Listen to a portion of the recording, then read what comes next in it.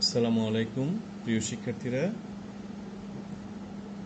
বহু নির্বাচনী প্রশ্নের সমাধানের চতুর্থ পর্বে আজকে থাকছে ঢাকার আরেকটি ঐতিহ্যবাহী কলেজ, শহীদ পুলিশ স্মৃতি কলেজ। তো আশা করি তোমরা সাথেই থাকবে। আসা যাক এমসিকিউ সমাধানে। তাহলে প্রথম প্রশ্নটা আমরা দেখিনি। তাহলে প্রথম প্রশ্নে আছে, দেখো, পলভঙ্গি ব্যালেন্সে 10 মিলিগ্রাম রাইডার ব্যবহার করলে রাইডার ধ্রুবক হবে। তাহলে আমরা দেখতে পাচ্ছি এখানে আমাদেরকে রাইডারের ভর দেওয়া আছে, রাইডার ধ্রুবক নির্ণয় করতে বলা হয়েছে। তো আমরা জানি যে রাইডার ধ্রুবক নির্ণয় করার জন্য সূত্র হচ্ছে রাইডার ধ্রুবক সমান রাইডারের ভর ইন্টু 2 ডিভাইড বাই 100। তাহলে এখানে রাইডারের ভর যদি আমরা এখানে 10 মিলিগ্রাম বসাই, তাহলে 10 ইন্টু 2 ডিভাইড বাই 100। এটা করে আমরা যদি এটাকে মিলিগ্রাম থেকে গ্রামে নিয়ে যাই, তাহলে আমরা পাবো তার মান 0.0002 গ্রাম। ঠিক আছে, তাহলে সঠিক উত্তর হচ্ছে ঘ নাম্বার। এরপর আসা যাক 2 নম্বরে, 616 ন্যানোমিটার তরঙ্গদৈর্ঘ্য বিশিষ্ট রেখা বর্ণালী সৃষ্টিকারী মৌল কোনটি? তাহলে এক্ষেত্রে এটা তোমাদের মুখস্থ বসাতে হবে জ্ঞানমূলকে। তো এক্ষেত্রে এটা হবে ক নাম্বার অপশন, সোডিয়াম। 3 নম্বর প্রশ্নটা হচ্ছে 25 ডিগ্রি সেলসিয়াস তাপমাত্রায় ক্যালসিয়াম অক্সালেটের দ্রাব্যতা গুণফল কত? তো যেহেতু এক্ষেত্রে আমাদেরকে ক্যালসিয়াম অক্সালেটের ঘনমাত্রা দেওয়া নেই, অর্থাৎ যেহেতু তার দ্রাব্যতা দেওয়া নেই, সেজন্য এই মানটা আমাদেরকে মুখস্থ বসাতে হবে। এটা বইতে পাবে তোমরা। এটা মান হচ্ছে ক নাম্বার অপশন 2.3 × 10⁻৯। এরপর 4 নম্বর প্রশ্নটা হচ্ছে মুদ্রা ধাতু সম্পর্কে নিচের উক্তিগুলো লক্ষ্য করো। তাহলে আমাদেরকে 3টা কথা দেওয়া আছে মুদ্রা ধাতু সম্পর্কে। মুদ্রা ধাতুগুলো অবস্থান্ত মৌল। তো তোমরা নিশ্চয় জানো যে মুদ্রা ধাতু হচ্ছে 3টা, কপার, সিলভার এবং অরাম, স্বর্ণ। তাহলে এই 3টাই হচ্ছে পর্যায় সারণীতে গ্রুপ 11-এর সদস্য, এবং আমরা জানি পর্যায় সারণীতে গ্রুপ 3 থেকে 12 পর্যন্ত মৌলগুলো হচ্ছে ডি ব্লকভুক্ত মৌল, এবং 4 থেকে 11 পর্যন্ত যে মৌলগুলো আছে সেগুলো হচ্ছে অবস্থান্ত মৌল। সেজন্য আমরা বলতে পারি যে আমাদের প্রথম কথাটা বলছে অবস্থান্ত মৌল, এটা সঠিক। ডি ব্লকভুক্ত মৌল, এটাও সঠিক। তাহলে 3 নম্বর যে বিবৃতির তথ্যটা দেওয়া আছে এফ ব্লকভুক্ত মৌল, এটা সঠিক নয়। তাহলে এক্ষেত্রে আমাদের জন্য সঠিক অপশন হচ্ছে 1 এবং 2, অর্থাৎ খ নম্বর অপশনটাই হচ্ছে এক্ষেত্রে সঠিক। এরপরে 5 নম্বর প্রশ্ন দেখো, নিচের কোন নীতির ভিত্তিতে অরবিটাল সমূহে ইলেকট্রন বিন্যস্ত হয়? তো আমরা জানি এখানে যে 4টা অপশন দেওয়া আছে তার মধ্যে হুন্ডের নীতি, আউফবাউ নীতি, পৌলির বর্জ্য নীতি, এই 3টে নীতির সাহায্যেই সাধারণত আমরা ইলেকট্রন বিন্যাস করি। তবে এক্ষেত্রে মূলত ইলেকট্রন বিন্যাসের ধারণাটা এসছে, অথবা ইলেকট্রন বিন্যাস করার সূচনাটা করছি আমরা আউফবাউ নীতির সাহায্যে। অর্থাৎ আউফবাউ নীতির সাহায্যে বিভিন্ন অরবিটালগুলোতে শক্তিক্রম অনুযায়ী ইলেকট্রন দিয়ে পরবর্তীতে সেখানে আমরা যে হুন্ডের নীতি অনুযায়ী বিভিন্ন অরবিটালের মধ্যে কয়টা বিজোড় ইলেকট্রন থাকবে সেগুলো নির্ণয় করি, বা পৌলির বর্জ্য নীতিতে যে কোয়ান্টাম সংখ্যা সবগুলো একই নয় সেটা নির্ণয় করি। তাহলে আমাদের এক্ষেত্রে মূল নিয়ম হচ্ছে আউফবাউ নীতি। সেই জন্য এক্ষেত্রে আমাদেরকে সঠিক উত্তর ধরতে হবে খ নাম্বারটা। এরপর দেখো 6 নম্বর প্রশ্ন দেওয়া আছে 12(6) কার্বন নিউক্লিয়াসে 2টি নিউট্রন সংযোজন করলে কি হবে? তো তোমরা নিশ্চয়ই জানো যে নিউট্রনের সংকেতটা হচ্ছে এরকম 0, 1 নিউট্রন। ঠিক আছে, তাহলে যদি আমরা 12(c) কার্বনের সাথে যদি 2টা নিউট্রন যোগ করি, তাহলে এক্ষেত্রে দেখো আমাদের নিউক্লিয় বিক্রিয়ার ক্ষেত্রে যেটা করতে হয় সেটা হচ্ছে আমাদের রাসায়নিক বিক্রিয়ার ক্ষেত্রে যেভাবে আমরা উভয় দিকে পরমাণু সংখ্যা সমান করি, তেমনিভাবে নিউক্লিয় বিক্রিয়ার ক্ষেত্রে আমাদেরকে উভয় দিকে প্রোটন সংখ্যা এবং ভর সংখ্যা সমান করতে হয়। ঠিক আছে, তাহলে এক্ষেত্রে দেখতে পাচ্ছি আমরা নিউট্রনে যেহেতু এখানে কোনো প্রোটন নেই, সেজন্য 6-এর সাথে 0 যোগ করলে আমরা উৎপাদের মধ্যে পাবো 6, এবং 12-এর সাথে দেখো 2টা নিউট্রনের জন্য ভর সংখ্যা হবে 2, তাহলে 12-এর সাথে 2 যোগ করলে 14। তাহলে এক্ষেত্রে আমরা পাচ্ছি 14, 6 কার্বন। তাহলে এক্ষেত্রে আমাদের সঠিক উত্তর হচ্ছে ক নাম্বার অপশন, 14, 6 কার্বন। 7 নম্বরটা দেখো, নিচে কোনটি সন্নিবেশ বন্ধন গঠন করে না? তো আমরা জানি যে সকল যৌগের মধ্যে কেন্দ্রীয় মৌলের মুক্তজোড় ইলেকট্রন থাকে না, বা মুক্তজোড় ইলেকট্রন না থাকলে বা ডি অরবিটাল না থাকলে তারা সন্নিবেশ বন্ধন গঠন করতে পারে না। তো এক্ষেত্রে আমরা দেখতে পাচ্ছি যে প্রথম অপশনটা দেওয়া আছে পানি। পানিতে অক্সিজেনের 2টা মুক্তজোড় ইলেকট্রন আছে, কাজে এ সন্নিবেশ বন্ধন গঠন করতে পারে। অ্যামোনিয়াতে নাইট্রোজেনের মুক্তজোড় ইলেকট্রন আছে, সেজন্য অ্যামোনিয়া সন্নিবেশ বন্ধন গঠন করতে পারে। বোরন ট্রাইক্লোরাইডে কেন্দ্রীয় মৌল দেখো বোরন, এক্ষেত্রে বোরনের সাথে যে ক্লোরিন যুক্ত আছে ক্লোরিনের এক্ষেত্রে সন্নিবেশ বন্ধন হয়, এবং বোরন টেট্রাক্লোরাইড আয়নটা গঠিত হতে পারে।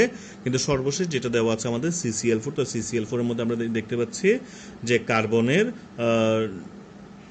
দ্বিতীয় শক্তি স্তরে যে 2p-তে কোনো অরবিটাল খালি নেই। তাছাড়া এক্ষেত্রে কার্বনের কোনো মুক্ত জোড় ইলেকট্রন নেই, সেজন্য এক্ষেত্রে CCl4 এর মধ্যে সন্নিবেশ বন্ধন সম্ভব নয়। কিন্তু BCl3 তে দেখো তুমি যদি ইলেকট্রন বিন্যাস করো, বোরনের ইলেকট্রন বিন্যাসে তুমি একটা পি অরবিটাল খালি পাবে, সেজন্য এক্ষেত্রে খালি অরবিটালের মধ্যে যেহেতু এখানে ফাঁকা অরবিটাল আছে সেজন্য বোরন সন্নিবেশ বন্ধন গঠন করতে পারে। 8 নম্বর প্রশ্নটা দেখো, কোনটি অধিক সমযোজী? তাহলে এক্ষেত্রে আমরা এগুলো ফাজারের নিয়ম আগে ব্যাখ্যা করেছিলাম, তো সেই হিসেবে আমরা বলতে পারি আমাদের জন্য 8 নম্বর গ নাম্বার যে অপশনটা দেওয়া আছে অ্যালুমিনিয়াম ক্লোরাইড, সেটি হবে সঠিক উত্তর। এরপরে 9 নম্বর প্রশ্নটা হচ্ছে PCl5 যৌগে কোন ধরনের সংকরণ ঘটে? তাহলে এটা আমি সূত্রটা আগেই ব্যাখ্যা করেছিলাম যে x = ½ × V + M - C + A। তো এটা দিয়ে করলে আমরা মানগুলো বসিয়ে পাবো 5, এবং 5 হলে আমরা জানি x এর মান যদি 5 হয় তাহলে সেক্ষেত্রে 5টা অরবিটাল সংকরণে অংশ নেয়, এবং এই জন্য এক্ষেত্রে আমাদের সঠিক উত্তর হবে ঘ নাম্বার অপশন sp3d। আচ্ছা, এরপর আসা যাক 10 নম্বর প্রশ্নে, কোন যৌগটির গঠন চতুষ্কলকীয় নয়? সেক্ষেত্রে যে অপশনগুলো দেওয়া আছে সেখানে আমরা দেখতে পাচ্ছি CCl4, অ্যামোনিয়াম আয়ন, মিথেন, এই সবগুলোতেই sp3 সংকরণ ঘটে, এবং যেহেতু sp3 সংকরণের ফলে উৎপন্ন যৌগগুলোর আকৃতি চতুষ্কলকীয় হয়, সেজন্য এক্ষেত্রে 3টে অপশন এক্ষেত্রে সঠিক নয়। আমাদের জন্য চতুর্থ যে অপশনটা দেওয়া আছে সালফার টেট্রাফ্লোরাইড। তাহলে এক্ষেত্রে আমরা যদি সংকরণ দেখি, তাহলে সংকরণের দেখো সূত্রটা যদি আমি প্রয়োগ করি, এক্ষেত্রে 6 + 4 - 0 + 0, 10কে 2 দিয়ে ভাগ করে 5 হলে সেক্ষেত্রে হয় sp3d। সেজন্য sp3d হলে তার আকারটা হয় ত্রিভুজাকার দ্বিপিরামিড, সেজন্য এক্ষেত্রে আমরা বলবো যে সালফার টেট্রাফ্লোরাইডের গঠনটা হবে ত্রিভুজাকার দ্বিপিরামিড, সেজন্য এটা চতুষ্কলকীয় আকৃতির নয়। 11 নম্বর প্রশ্নটা হচ্ছে নিচের কোন সংকেতটি সঠিক নয়? তাহলে এক্ষেত্রে তোমরা নিশ্চয়ই এটা সহজেই পারবে। এক্ষেত্রে তোমরা যদি যোজনী মিলিয়ে দেখো তাহলে দেখবে ঘ নাম্বার অপশনটা সঠিক নয়, কারণ সোডিয়াম এবং ব্রোমিন উভয় যোজনী একই বলে সোডিয়াম ব্রোমাইডের সংকেত হচ্ছে NaBr, এই জন্য ঘ নাম্বার অপশনটা সঠিক নয়। 12 নম্বর প্রশ্ন দেওয়া আছে দেখো, একটি মিথাইল সায়ানাইড যেটা আছে, অথবা যেহেতু এখানে সায়ানাইড মূলকটা যেহেতু কার্বনের সঙ্গে যুক্ত, সেই জন্য এটাকে বলা হয় মিথেন নাইট্রাইল।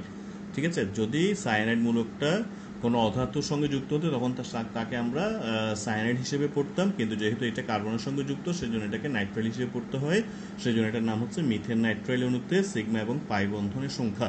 তাহলে আমরা এটা বোঝার জন্য আমাদেরকে মিথেন নাইট্রাইলের গাঠনিক সঙ্গে লিখতে হবে। গাঠনিক সঙ্গে লিখে আমরা দেখতে পাচ্ছি এক্ষেত্রে একক বন্ধন আছে 1 2 3 4 5, তাহলে 5টা হচ্ছে এক্ষেত্রে সিগমা বন্ধন, এবং যেহেতু কার্বন নাইট্রোজেন 3টে বন্ধনের মধ্যে একটা সিগমা বন্ধন, বাকি 2টা হচ্ছে পাই বন্ধন, তাহলে আমাদের সিগমা এবং পাই বন্ধনের সংখ্যা হচ্ছে 5 এবং 2। তাহলে অপশন সঠিক হচ্ছে ক নাম্বারটা 5 এবং 2। এরপর 13 নম্বর প্রশ্ন, এটা খুবই সহজ। তাহলে এক্ষেত্রে বলা হচ্ছে নিচে কোনটি সরলরৈখিক? তাহলে এই ক্ষেত্রে আমরা দেখতে পাচ্ছি আমাদের জন্য, আমরা জানি কার্বন ডাইঅক্সাইডের আকৃতি সরলরৈখিক, তাই সঠিক উত্তর হচ্ছে ক নাম্বার। 14 নম্বর প্রশ্নটা হচ্ছে M যৌগ উৎপাদনের বিক্রিয়াগুলো নিম্নরূপ। তাহলে এখানে x + y বিক্রিয়া করে M এবং N উৎপন্ন করেছে, এবং যেখানে x, y, M, N এদের ভর আমাদেরকে দেওয়া আছে। তাহলে প্রশ্ন করেছে যে উপরের বিক্রিয়াটির অ্যাটম ইকোনমি হচ্ছে। তাহলে অ্যাটম ইকোনমি নির্ণয় করার জন্য সূত্র আছে, আমরা জানি যে অ্যাটম ইকোনমি নির্ণয় করার সূত্রটা হচ্ছে অ্যাটম ইকোনমি = হচ্ছে উৎপাদের ভর × 100 / বিক্রিয়কগুলোর মোট ভর। ঠিক আছে, তাহলে এখানে উৎপাদ বলতে কাঙ্ক্ষিত উৎপাদের মোট ভর। দেখো এই বিক্রিয়ার ক্ষেত্রে উৎপাদ 2টা আছে, কিন্তু এক্ষেত্রে আমাদের বলছে M যৌগ উৎপাদনের বিক্রিয়া, সেজন্য আমাদের কাঙ্ক্ষিত উৎপাদ হচ্ছে M, সেজন্য আমরা শুধু M এর ভরটা হিসাব করব, কিন্তু বিক্রিয়ক x, y দুটার ভরই আমাদের হিসাব করতে হবে। তাহলে এক্ষেত্রে দেখো উৎপাদের ভর, এক্ষেত্রে উৎপাদের ভর হচ্ছে 84, এবং বিক্রিয়কগুলোর মোট ভর, তাহলে বিক্রিয়ক হিসেবে আছে x এবং y, তাদের মোট ভর 78 + 98 × 100। তাহলে এই মানগুলো যদি বসিয়ে দিই তাহলে আমরা তার মান পাবো, প্রথমটা 14 নম্বর, প্রথমটা 47.72%। ঠিক আছে, 15 নম্বরটা দেখো, তাপমাত্রা বৃদ্ধি করলে বিক্রিয়ার হার বৃদ্ধি পায় কেন? তার এখানে অপশন দেওয়া আছে সংঘর্ষের হার বৃদ্ধি পায়। আমরা জানি তাপমাত্রা বৃদ্ধি করলে বিক্রিয়ক অণুগুলোর মধ্যে সংঘর্ষ বেড়ে যায় এবং বিক্রিয়ার হার এই জন্য বেড়ে যায়, এবং তাপমাত্রা বৃদ্ধি করলে বিক্রিয়ক অণুগুলো গতিশক্তি বেড়ে যায়, যেহেতু আমরা জানি গতিশক্তি সমানুপাতিক হচ্ছে ত্বরণ তাপমাত্রা। ঠিক আছে, ই কে সমানুপাতিক হচ্ছে টি, তাপমাত্রা যত বাড়ে গতিশক্তি যত বাড়ে, কিন্তু এখানে তথ্যটা দেওয়া আছে গতিশক্তি কমে যায়, তাহলে এটা সঠিক নয়। 3 নাম্বারটা হচ্ছে সক্রিয়ণ শক্তি হ্রাস পায়। তাহলে আমরা জানি যে তাপমাত্রা যত বাড়বে গতিশক্তি তত বাড়বে, এবং গতিশক্তি যত বাড়বে তাদের সক্রিয়ণ শক্তি তত বেড়ে যায়। ঠিক আছে, তাহলে এই জন্য আমরা বলবো এক্ষেত্রে গতিশক্তি হ্রাস পায়, এই অপশনটা সঠিক নয় বলে এক্ষেত্রে সঠিক উত্তর হচ্ছে ক নাম্বার, অর্থাৎ শুধু 1 নাম্বার অপশনটা হচ্ছে এক্ষেত্রে সঠিক। 16 নম্বর প্রশ্নটা দেখো, 50 ml 0.175 মোলার ফর্মিক অ্যাসিড, এটার বিয়োজন ধ্রুবকের মান আমাদের দেওয়া আছে। এই দ্রবণের মধ্য দিয়ে 50 ml 0.09 মোলার সোডিয়াম হাইড্রোক্সাইড দ্রবণ যোগ করলে সৃষ্ট দ্রবণের পিএইচ কত হবে। তাহলে এখন এক্ষেত্রে দেখো আমাদের দুইটা যে অ্যাসিড এবং ক্ষার এদের আয়তন সেম দেওয়া আছে, কিন্তু ঘনমাত্রাগুলো ভিন্ন ভিন্ন করে দেওয়া আছে। কাজে এক্ষেত্রে যদি আমরা দুজনকে যদি একই ঘনমাত্রায় নিয়ে যাই, ঠিক আছে, তাহলে এখানে 50 ml 0.175 মোলার। তোমরা নিশ্চয় বাফার দ্রবণে গাণিতিক সমস্যার সমাধানের ক্লাসগুলো করেছো থিওরিটি, তাহলে সেক্ষেত্রে আমি বলতে পারি যে 50 × 0.175 এটা গুণ করে আমি পাবো 8.75 মোলার মিথানল। তাহলে মিথানলিক অ্যাসিডের ঘনমাত্রা হচ্ছে এটা 8.75 ml 1 মোলার মিথানলিক অ্যাসিড পাবো। এবং যদি এখানকার সোডিয়াম হাইড্রোক্সাইডের এই দুইটা V1 এবং S1 এগুলো যদি গুণ করি তাহলে আমি পাবো 4.5 ml 1 মোলার সোডিয়াম হাইড্রোক্সাইড। অর্থাৎ দুইটা ঘনমাত্রা একই করে ফেলার পরে এরপর আমরা দেখতে পাচ্ছি এক্ষেত্রে অ্যাসিডের পরিমাণটা বেশি, কাজেই অ্যাসিডের পরিমাণটা যেহেতু বেশি সেজন্য আমরা বলতে পারি যে এটা একটা বাফার দ্রবণ হবে। তাহলে বাফার দ্রবণ হলে বাফার দ্রবণের পিএইচ গণনার জন্য আমরা যে সমীকরণটা পড়েছিলাম, তাহলে অম্লীয় বাফার দ্রবণের পিএইচ এর ক্ষেত্রে হেন্ডারসন সমীকরণটা আমরা পড়েছিলাম যে pH = pKa plus logarithm of লবণের ঘনমাত্রা ভাগ অ্যাসিডের ঘনমাত্রা। তাহলে ওই সূত্রের সাহায্যে যদি আমরা গাণিতিক সমস্যাটা সমাধান করি তাহলে এক্ষেত্রে আমরা মান পাবো 3.76। অর্থাৎ তাহলে আমাদের ঘ নাম্বার অপশনটাই হচ্ছে সঠিক। এরপর 17 নম্বর খুব সহজ একটা অঙ্ক দেওয়া আছে, রক্তের পিএইচ 7.4। তাহলে রক্তের মধ্যে হাইড্রোক্সিলেনের ঘনমাত্রা কত। তাহলে হাইড্রোক্সিলেনের ঘনমাত্রা পাওয়ার জন্য আমাদেরকে পিওএইচ লাগবে। তাহলে আমরা এক্ষেত্রে করতে পারি, দেখো পিএইচ যেহেতু দেওয়া আছে, তাহলে পিএইচ যেহেতু 7.4 তাহলে পিওএইচ সমান হবে 14 - 7.4, তাহলে এখানে আবার পাবো 6.6। তাহলে পিওএইচ পেলে সেখান থেকে হাইড্রোক্সিলেনের ঘনমাত্রা হবে 10⁻⁻ পিওএইচ। তাহলে মান যদি বসিয়ে দিই তাহলে আমরা এক্ষেত্রে মান পাবো 17 নম্বরের ক্ষেত্রে আমরা মান পাচ্ছি 2.5 × 10⁻⁷। তাহলে আমাদের সঠিক উত্তর হচ্ছে গ নাম্বার অপশনটা। 18 নম্বর প্রশ্ন হচ্ছে নিচে কোনটি অটোপ্রবাহক। তো আমরা জানি সাধারণত ম্যাঙ্গানিজ এটা অটোপ্রবাহক হিসেবে কাজ করে, সেজন্য খ নাম্বার অপশনটা সঠিক। 19 নম্বর প্রশ্নটা হচ্ছে কোন অক্সাইডের জলীয় দ্রবণের পিএইচ এর মান 7 এর চেয়ে বেশি। তো আমরা জানি সাধারণত ধাতুর অক্সাইডগুলো ক্ষারধর্মী হয় এবং ক্ষারধর্মী হলে তাদের পিএইচ 7 এর চেয়ে বেশি হয়। তো এখানে যে অক্সাইডগুলো আমাদেরকে অপশনের মধ্যে দেওয়া আছে সেগুলোর মধ্যে আমরা দেখতে পাচ্ছি ক্লোরিনের অক্সাইড। ক্লোরিন একটা অধাতু, তাহলে অধাতুর অক্সাইড অম্লধর্মী, এটা পানির সাথে যুক্ত হলে পারক্লোরিক অ্যাসিড উৎপন্ন করে। সিলিকন ডাইঅক্সাইড এটাও অম্লধর্মী, এটা পানির সাথে যুক্ত হলে হাইড্রোজেন সিলিকেট উৎপন্ন করে। সালফার ডাইঅক্সাইড অম্লধর্মী, পানির সাথে যুক্ত হলে সালফিউরিক অ্যাসিড উৎপন্ন করে। তাহলে সবগুলোই অ্যাসিড উৎপন্ন করে বলে এদের পিএইচ হবে 7 এর চেয়ে কম। আর সোডিয়ামের অক্সাইড যেহেতু এটা পানির সাথে যুক্ত হলে সোডিয়াম হাইড্রোক্সাইড উৎপন্ন করে সেজন্য তার পিএইচ হবে 7 এর চেয়ে বেশি। তাহলে আমাদের সঠিক উত্তর হচ্ছে ক নাম্বার অপশন। এরপরে 20 নাম্বারটা দেখো, নিচের কোন দ্রবণের পিএইচ 7 অপেক্ষা বেশি। তাহলে এটাও অনেকটা একই রকম, আমরা জানি ক্ষার দ্রবণের পিএইচ 7 এর চেয়ে বেশি। তাহলে এখানে দেখো আমাদের যে দ্রবণগুলো দেওয়া আছে, প্রথম অপশনে দেওয়া আছে একটা লবণের দ্রবণ। তাহলে আমরা জানি সোডিয়াম ক্লোরাইড হচ্ছে একটা নিরপেক্ষ লবণ, সেজন্য তার পিএইচ হবে 7। অ্যাসিডিক অ্যাসিড দেওয়া আছে, তাহলে অ্যাসিডিক অ্যাসিড দুর্বল অ্যাসিড বলে তার পিএইচটা হয় 4 থেকে 6 এর মধ্যে। সোডিয়াম কার্বনেট হচ্ছে ক্ষারধর্মী, সোডিয়াম কার্বনেটের জলীয় দ্রবণ ক্ষারধর্মী বলে তার পিএইচ 7 এর চেয়ে বেশি হয়। এবং অ্যামোনিয়াম ক্লোরাইডের জলীয় দ্রবণটা অম্লধর্মী বলে তার পিএইচ 7 এর চেয়ে কম হয়। তাহলে এক্ষেত্রে সঠিক উত্তর হচ্ছে গ নাম্বার অপশন, সোডিয়াম কার্বনেটের জলীয় দ্রবণ। তাহলে আসা যাক 21 নাম্বার প্রশ্নে, গ্রিন দ্রাবক কোনটি। তাহলে গ্রিন দ্রাবক এটা মূলত গ্রিন কেমিস্ট্রির ক্ষেত্রে ব্যবহার করা হয়। এবং গ্রিন দ্রাবক হচ্ছে এমন একটা দ্রাবক যে দ্রাবকগুলো ব্যবহার করলে পরিবেশ দূষণ মাত্রা কম হয়, তো যেগুলো পরিবেশকে কম পরিমাণে দূষিত করে। ঠিক আছে, তো এই ক্ষেত্রে আমাদেরকে গ্রিন দ্রাবক হিসেবে সাধারণত 31.1 ডিগ্রি সেলসিয়াসের নিচে কার্বন ডাইঅক্সাইড ব্যবহার করতে হয়। ঠিক আছে, তাহলে এখানে সঠিক উত্তর হচ্ছে গ নাম্বার অপশনটা। এরপরে আমরা দেখতে পাচ্ছি একটা উদ্দীপক দেওয়া আছে, 22 থেকে 24 নম্বর প্রশ্ন উত্তর দিতে বলা হয়েছে এক্স একটি হ্যালোজেন জাতক যা চেতনানাশক হিসেবে ব্যবহার করা হয়। তাহলে চেতনানাশক হিসেবে এখানে যেগুলো দেওয়া আছে, এক্স যোগের আণবিক সংকেত কোনটি। তাহলে বেনজিন, নিশ্চয়ই হ্যালোজেন নেই, এখানে হ্যালোজেন জাতক নয় এটা। এরপর ক্লোরোফর্ম, টেট্রাক্লোরোমিথেন। তো টেট্রাক্লোরোমিথেন আমরা জানি ড্রাই ওয়াশের ক্ষেত্রে ব্যবহার করে। ইথাইল ক্লোরাইড এটা দ্রাবক হিসেবে ব্যবহার করা হয়। আর ক্লোরোফর্ম সাধারণত চেতনানাশক হিসেবে পূর্বে ব্যবহার করা হতো, সেই জন্য এক্ষেত্রে আমাদের সঠিক উত্তর হচ্ছে খ নাম্বার অপশন, ক্লোরোফর্ম। 23 নম্বর প্রশ্ন হচ্ছে এক্স যৌগটির বিকল্প যৌগ কোনটি। যেহেতু ক্লোরোফর্ম ব্যবহার করলে মানুষের যে কিডনির সমস্যা হতে পারে বা অতিরিক্ত পরিমাণে ব্যবহার করলে মানুষের মৃত্যু হতে পারে, সেজন্য বর্তমানে ল্যাবরেটরিতে ক্লোরোফর্মের পরিবর্তে আমরা এমন কিছু বিকল্প যৌগ ব্যবহার করি যেগুলো ব্যবহার করলে আমরা ওই ক্লোরোফর্ম ব্যবহার করলে যে বিক্রিয়াটা পেতাম, যে উৎপাদ পেতাম, ওই যৌগ বা বিকল্প যৌগ ব্যবহার করলে একই ধরনের উৎপাদ তৈরি হয়, কিন্তু ওই বিকল্প যৌগটা পরিবেশ দূষণ মাত্রা সাধারণত কম হয়। তো এক্ষেত্রে ক্লোরোফর্মের পরিবর্তে বিকল্প যৌগ হিসেবে সাধারণত হ্যাক্সেন ব্যবহার করা হয়, এবং হ্যাক্সেনের সংকেত হচ্ছে দেখো এক্ষেত্রে ক নাম্বার অপশন C6H40।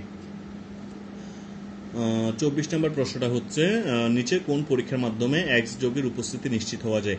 তাহলে আমরা ক্লোরোফর্মের উপস্থিতি নিশ্চিত হতে পারি সাধারণত কার্বিলামিন পরীক্ষার সাহায্যে। দেখো ফেরিক ক্লোরাইডের সাহায্যে সাধারণত ফেনলকে শনাক্ত করা হয়, সোডিয়াম ধাতু পরীক্ষার সাহায্যে সাধারণত অ্যালকোহলকে শনাক্ত করা হয়, সোডিয়াম বাইকার্বনেট দিয়ে কার্বক্সিল মূলক অর্থাৎ জৈব অ্যাসিডগুলোকে শনাক্ত করা হয়। তাহলে এক্ষেত্রে কার্বিলামিন পরীক্ষাটাই মূলত আমাদের জন্য সঠিক উত্তর হবে, কারণ কার্বিলামিন পরীক্ষার সাহায্যে আমরা দুটো যৌগের উপস্থিতি নিশ্চিত করতে পারি, একটা হচ্ছে প্রাইমারি অ্যামিন এবং আরেকটা হচ্ছে ক্লোরোফর্ম। ঠিক আছে, তাহলে আমাদের সঠিক উত্তর হচ্ছে খ নম্বর অপশনটা। এরপর 25 নম্বর দেওয়া আছে পাইরেক্স গ্লাস তৈরিতে কোনটি ব্যবহৃত হয়? তাহলে পাইরেক্স গ্লাস দিয়ে সাধারণত আমরা আমাদের যে শক্তিশালী কাচের উপকরণগুলো আমরা ল্যাবে ব্যবহার করি সেগুলোই সাধারণত তৈরি করা হয়, যেমন ধরো বুলেট, পিপেট ইত্যাদি এগুলো। তো যে কোনো কাচের উপকরণের ক্ষেত্রে তো সিলিকা থাকেই, অ্যালুমিনিয়াম অক্সাইডও থাকে, কিন্তু সব ধরনের কাচে যেহেতু এই দুটো উপকরণ থাকে, সিলিকন ডাইঅক্সাইড এবং অ্যালুমিনিয়াম অক্সাইড, সেই জন্য এগুলো আমাদের জন্য সঠিক উত্তর নয়। তাহলে পাইরেক্স গ্লাস তৈরি করার জন্য অর্থাৎ শক্ত করার জন্য সাধারণত এক্ষেত্রে বোরন অক্সাইড ব্যবহার করা হয়। ঠিক আছে, তাহলে এক্ষেত্রে আমাদের জন্য সঠিক উত্তর হচ্ছে B2O3, অর্থাৎ ঘ নম্বর অপশনটাই হচ্ছে সঠিক উত্তর। তাহলে আজকের প্রশ্নটা তুলনামূলকভাবে পূর্বের দুইটার তুলনায়, পূর্বের তিনটার তুলনায় একটু সহজ ছিল। তাও তোমাদের যদি কোনো প্রশ্নের উত্তর বুঝতে সমস্যা হয়ে থাকে তাহলে আমাকে আগামীকালের ক্লাসে অবহিত করবে। তোমরা সবাই ভালো থেকো এবং পড়াশোনার মধ্যেই থেকো।